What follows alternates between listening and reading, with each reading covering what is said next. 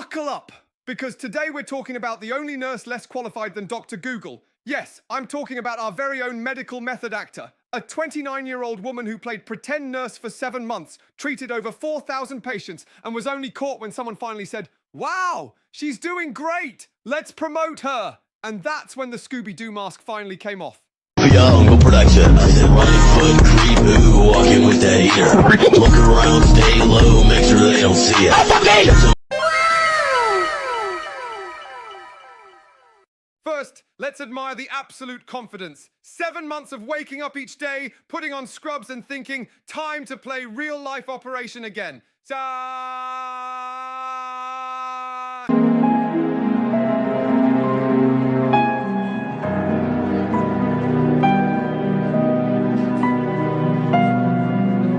Most people hesitate to microwave fish at work. She was out here administering IVs with the swagger of someone who skips the IKEA manual. Bruh.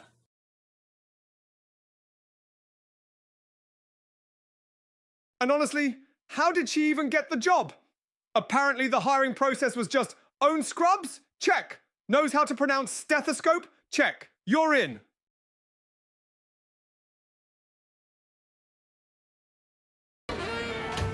How do you do, fellow kids? Somewhere HR is quietly sobbing into a pile of Indeed.com resumes.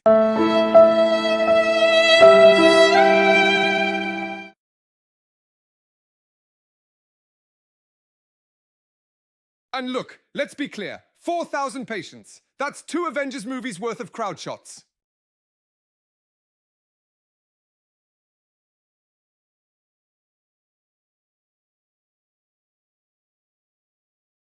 Imagine being treated with more enthusiasm and less paperwork than you get at an actual hospital.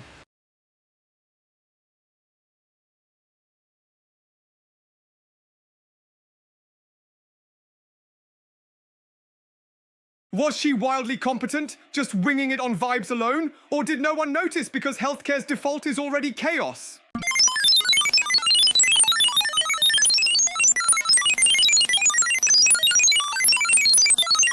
The medical staff is reportedly still in therapy, working through the 4 stages of hospital management grief. Denial, budget cuts, finger pointing, and oh crap, someone call legal.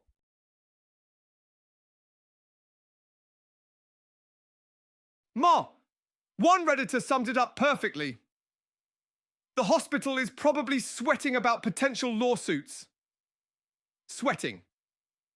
Buddy, they're in a sauna made out of malpractice insurance brochures.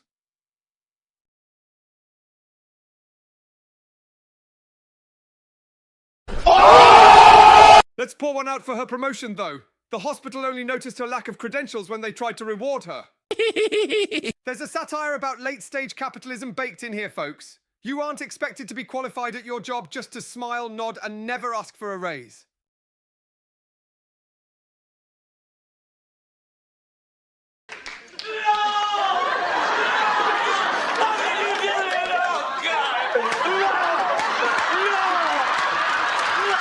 The ultimate catch-22.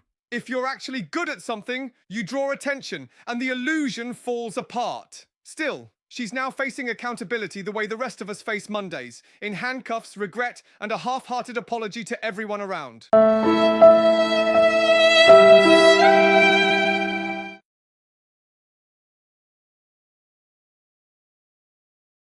And now, the fun question. Was she inspired by those people who put proficient in Excel on their resumes without ever opening a spreadsheet? Your thoughts? What? Who? Or was this just the logical result of that time you acted sick to skip gym class and the world just rolled with it? Her name is Autumn Bardissa, one commenter offers, as if she's the villain in a Hallmark movie about faking your way up the hospital ladder.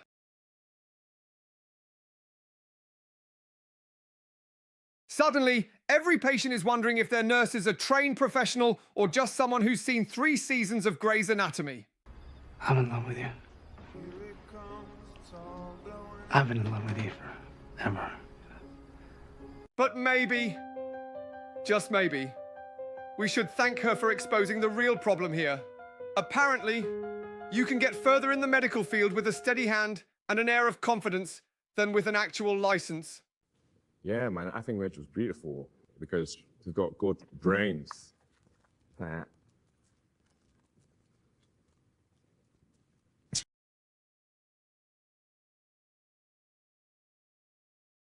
Who checks credentials anyway? Real hospitals just assume you learned osmosis.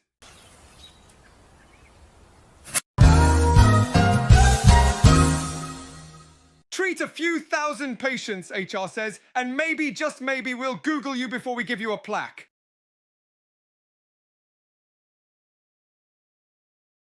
Honestly, who among us hasn't faked credentials at some point? Pauses. Kidding, please don't do that. Especially not near sharp objects or, people. FBI, open up! So let's take a moment to appreciate the true lesson here. If your hospital's vetting process is less rigorous than Tinder, it might be time to rethink your HR policies. The prophecy is true.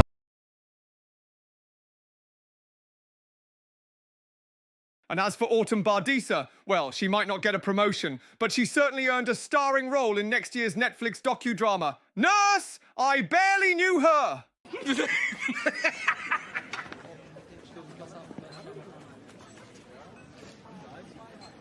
If you enjoyed this sensational breakdown, don't forget to hit subscribe, no documentation needed.